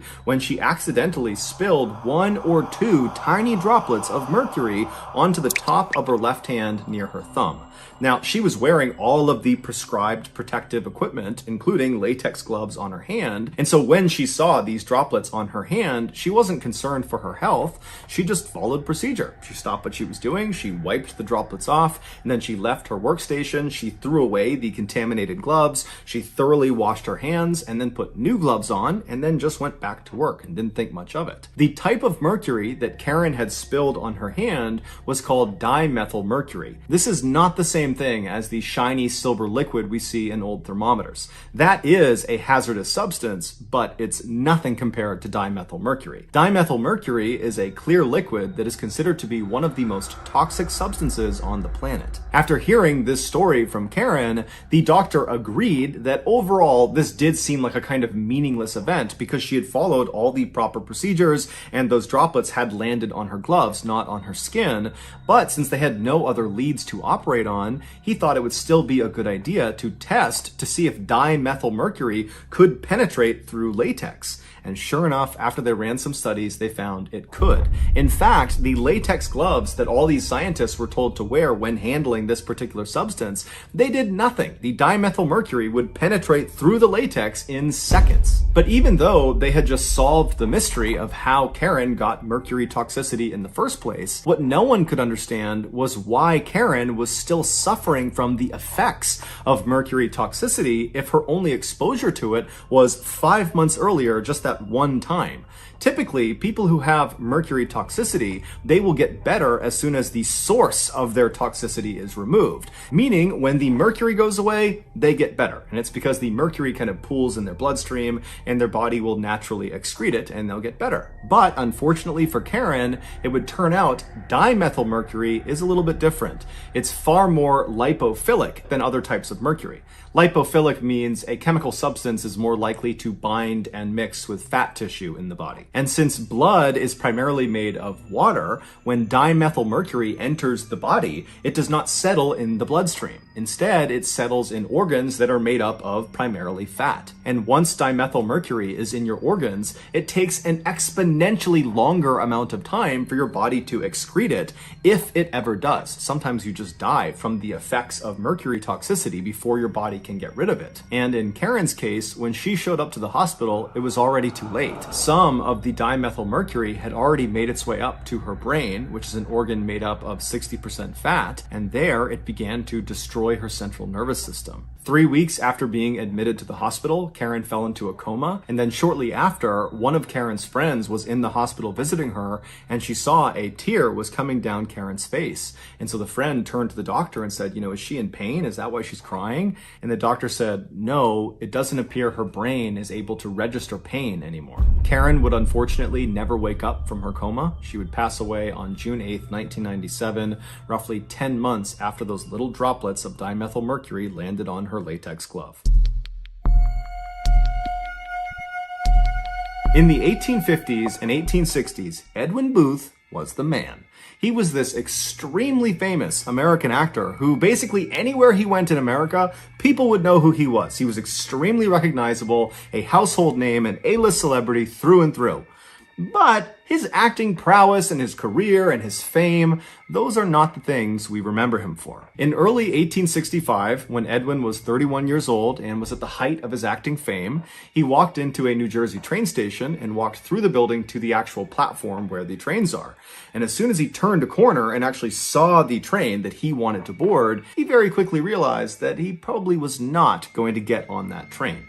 There was already this huge throng of people out on the platform pressed up against the side of this train, and they're all waving their arms around and yelling. And in the middle of this big group of people with his back pressed up against the train was the train's conductor, whose job was to sell tickets in addition to driving the train. But from Edwin's perspective, it seemed fairly obvious based on the conductor's body language and what some of the people in the crowd were yelling that there just weren't enough tickets. That's why this big unruly group had formed, because all these people were rushing forward trying to buy one of the last few tickets. Now, Edwin could have very easily just walked up and announced himself and shown his very famous face, and almost certainly he would have gotten a ticket.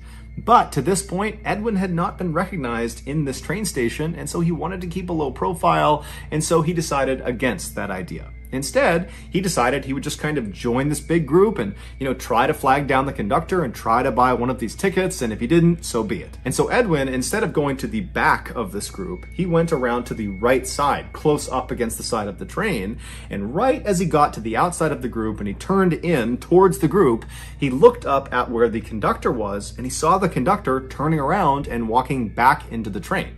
He had clearly sold all of his tickets, and so anyone who had not purchased one yet, like Edwin, they were out of luck. They'd have to wait for the next train. Edwin was about to just walk away and wait for the next train when he noticed the crowd in front of him. They didn't disperse like he was doing.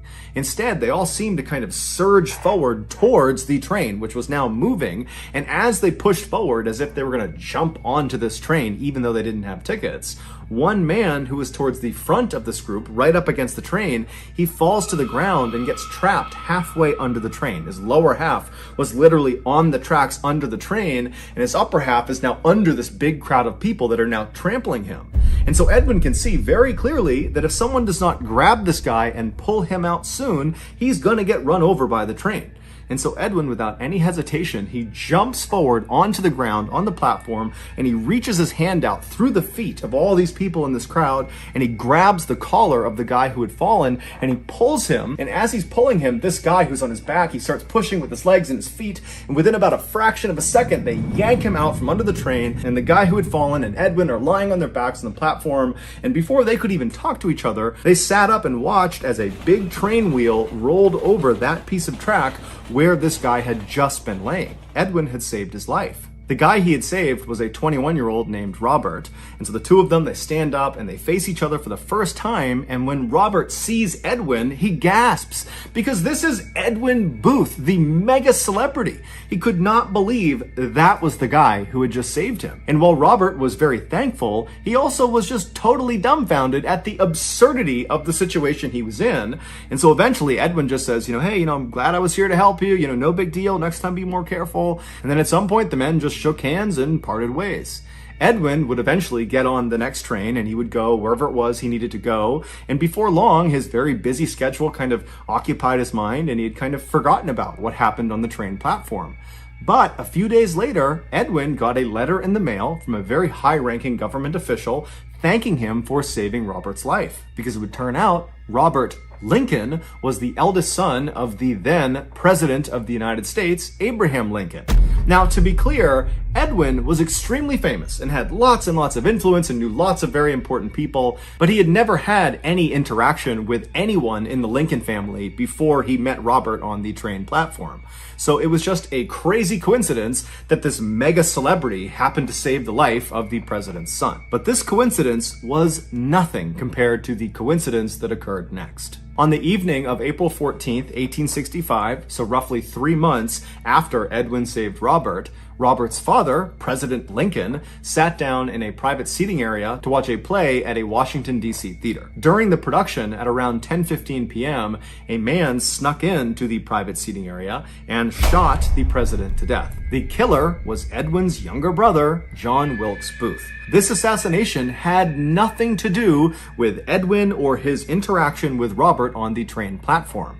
This was an assassination that was formulated and carried out completely independently, meaning it was purely coincidence that just a few months after Edwin saved a Lincoln's life, his own brother took a Lincoln's life. So that's going to do it, guys. If you found the secret in today's episode, let us know in the comments section what it is and where you found it. And if you're the first to do that, we'll pin you at the top of the comments section. If you got something out of today's episode and you haven't done this already, please replace the like.